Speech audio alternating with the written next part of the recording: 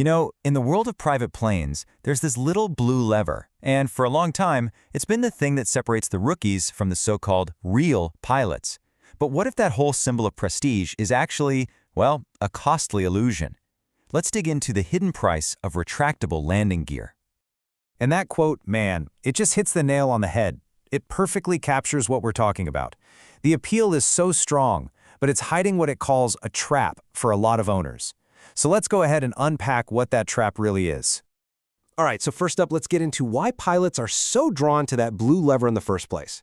Because it's about way more than just mechanics, it's really about identity.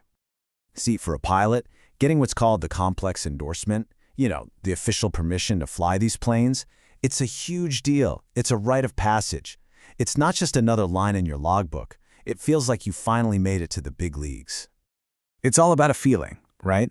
It's an identity that's kind of sold to you, and you hear it in all the hangar talk. And that first time you move that handle and you feel the wheels rumble up into the wings, whoa, it's just pure adrenaline.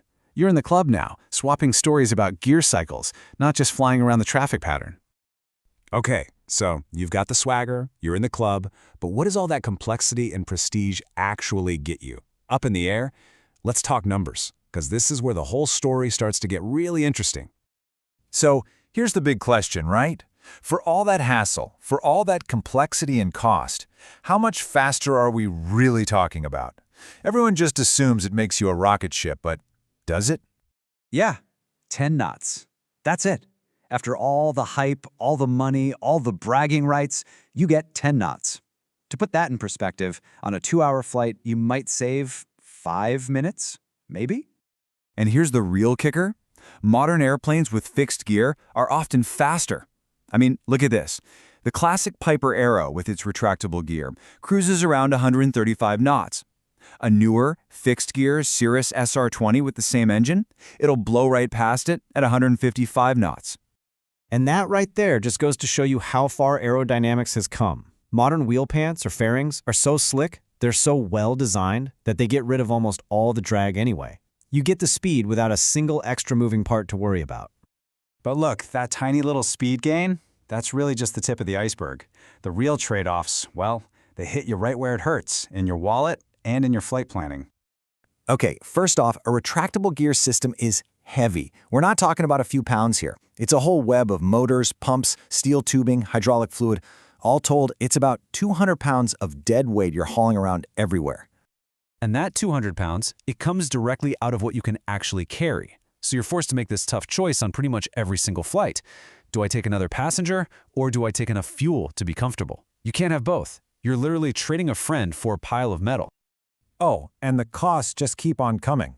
Every single year, you have to do this super complex gear swing check. And if your mechanic finds anything wrong, a leaky seal, a tired motor, you're looking at thousands of dollars added to your bill. Easy. But this is the one that really gets people, the insurance. Underwriters, they look at retractable gear and they just see red flags everywhere. Why? Because they've paid out way too many claims for gear-up landings, busted props, and ruined engines. And when you see the numbers side by side, it's just staggering. For a newer pilot, you might be looking at around $1,500 a year to insure a modern fixed-gear plane. That same pilot in a retractable, it could be close to $8,000. The insurance market is basically screaming at you that these things are a massive risk. So we've talked about the money, but it's not just about that.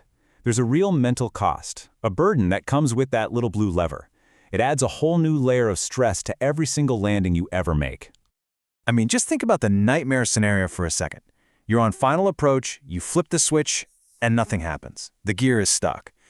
Now, while a warning horn is blaring in your ear, you're frantically digging around for an emergency hand crank, trying to turn it 50 or 100 times to get the gear down. It's just terrifying to even think about. So, to stop that from happening, to manage that risk, pilots have this one critical checklist. It's a lifeline, really, that has to become pure muscle memory. It's called the GUMPS check. GUMP, gas, undercarriage, mixture, propeller. Now, every pilot checks their gas and engine stuff, but it's that U for undercarriage that's unique to these planes. You forget that one, and you are going to have a very, very bad and very expensive day. All right, so let's bring it all together here. When you stack up that feeling of prestige against the cold, hard reality of the costs and the risks, what's the final call on that little blue lever? Well, you know what? The market has already voted, and it's not even close. Modern fixed-gear planes are outselling the old retractables by a huge margin. Pilots and manufacturers are choosing reliability, lower risk, and lower operating costs over that fading symbol of complexity. Simplicity is winning, hands down. And that really leaves us with one final thought, doesn't it? In today's world of aviation, what's the real badge of honor? Is it mastering a complicated, maybe even outdated machine just for the sake of it? Or is it having the wisdom to pick the smartest, safest, and most efficient tool for the job? I think the industry has already made up its mind.